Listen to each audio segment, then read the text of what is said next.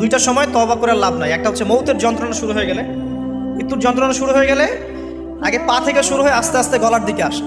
হাদিসে যেমনটা এসেছে, সূরা ওয়াকিয়ার মধ্যেও আছে যে পায়ের দিক থেকে যন্ত্রণা শুরু হয়ে আস্তে আস্তে আস্তে আস্তে এই গলার দিকে আসে, এবং আত্মাটা গলার এখানে যখন চলে আসে, এখান থেকে মালাকুল মউত আত্মাটাকে নিয়ে চলে যায় এবং চোখ দিয়ে তাকিয়ে থাকে মানুষ। রুহটা চলে গেলে মানুষ চোখ দিয়ে তাকিয়ে থাকে, দেখবেন এই কারণে মৃত ব্যক্তি তাকিয়ে থাকে, চোখ খোলা থাকে। এবং তখন আসমান থেকে সিঁড়ি নামিয়ে দেওয়া হয়, ওই সিঁড়িতে করে আত্মা চলে যাচ্ছে, ও তাকিয়ে দেখে যে আত্মা চলে যাচ্ছে। এবং মানুষ মারা যাওয়ার পরে চোখ জীবিত থাকে অনেকক্ষণ।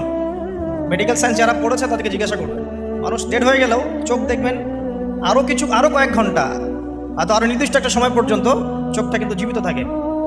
এই জন্যে চোখ বন্ধ করে দিতে হয়। যাই হোক, যেটা বলছিলাম যে মৌতের যন্ত্রণা শুরু হয়ে গেলে তওবা করে লাভ নাই, তওবার দরজা বন্ধ। আর পশ্চিম দিক থেকে সূর্য উঠে গেলে তওবা করে লাভ নাই, তওবার দরজা বন্ধ।